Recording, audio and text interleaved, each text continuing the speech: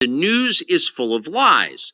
But most of the time, that's not exactly right. Much of what you see on television or read the New York Times is in fact true in the literal sense. It could pass one of the media's own fact checks. Lawyers would be willing to sign off on it. In fact, they may have. But that doesn't make it true. It's not true. At the most basic level, the news you consume is a lie of the stealthiest and most insidious kind. Facts have been withheld on purpose, along with proportion and perspective. You are being manipulated. How does that work? Let's see. If I tell you that a man has been unjustly arrested for armed robbery, that is not, strictly speaking, a lie. He may have been framed. At this point, there's been no trial, so no one can really say. But if I don't mention the fact that the same man has been arrested for the same crime 6 times before, am I really informing you? No, I'm not. I'm misleading you. And that's what the news media are doing in every story that matters, every day of the week, every week of the year. What's it like to work in a system like that? After more than 30 years in the middle of it, we could tell you stories. The best you can hope for in the news business at this point is the freedom to tell the fullest truth that you can. But there are always limits. And you know that if you bump up against those limits often enough, you will be fired for it. That's not a guess, it's guaranteed. Every person who works in English language media understands that. The rule of what you can't say defines everything. It's filthy, really, and it's utterly corrupting. You can't have a free society if people aren't allowed to say what they think is true.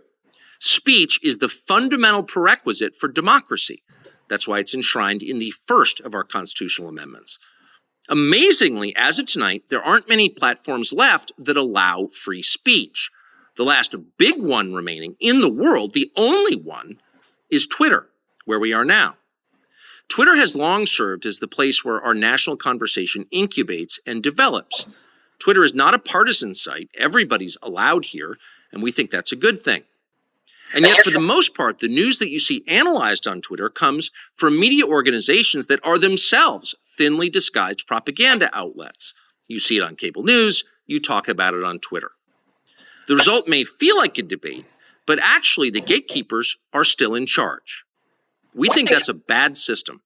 We know exactly how it works, and we're sick of it. Starting soon, we'll be bringing a new version of the show we've been doing for the last 6.5 years to Twitter. We'll be bringing some other things too, which we'll tell you about. But for now, we're just grateful to be here. Free speech is the main right that you have. Without it, you have no others. See you soon. I like how Dr. Carlson says free speech is the main right that you have, but one thing we gotta know is on Twitter there's community notes. One thing that makes a lot of news outlets, medias say things that are not 100% true is because there's no fact check. No, fact check is something that was introduced on Facebook, and now we have it on Twitter too, which is called community note. If you say something wrong, a lot of people view it and agree if it's right or not. So whatever Dr. Carlson says, if people agree with it, sure, community note's gonna review it, right? But if they don't agree with it, community note will review and say, no, that is not correct. And also there is adversary. A lot of people were talking about how advertisers on Twitter would do with when Tucker Carlson starts his show on Twitter, like how they would do with like the ads. And there is a new just give me one moment, I'm kind of trying to pull that up.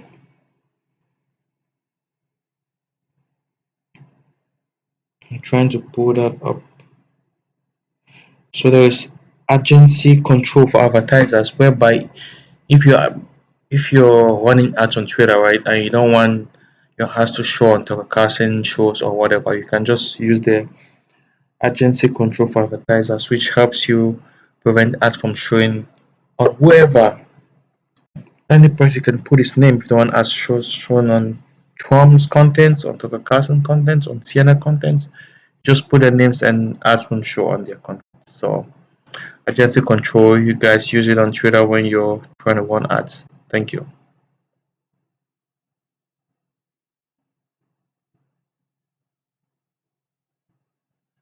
It is free and easy to use. It would be a great thing seeing Tucker Carlson hosting his shows on Twitter, and I wonder if I will be making money on it, or probably through subscriptions and also ad revenue share.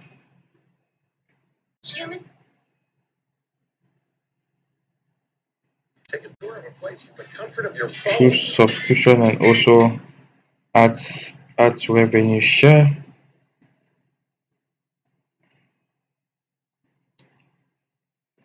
So we're trying to see how that will unfold.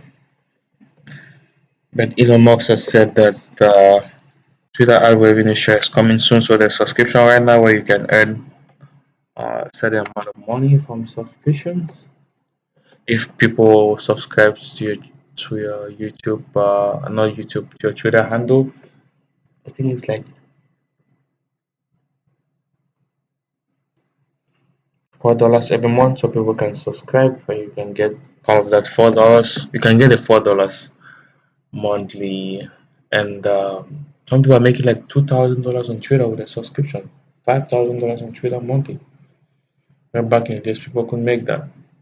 So some people are making a lot of money off Twitter. So I I think Twitter is on the right path, and with Tucker Carlson coming back to creating his shows on Twitter, I wonder how you do with making revenue, any revenues on it. And I think Tucker Carlson can also do shows on YouTube too. I don't think it was banned from YouTube. I guess not. So I'm just like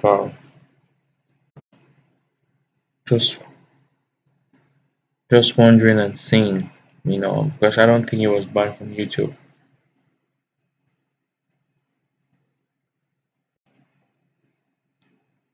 I think Twitter will start creating mid-roll ads such that as Tucker Carlson is hosting his shows on Twitter, ads can show mid-rolls and so that he can earn revenues on it too. So that would be a great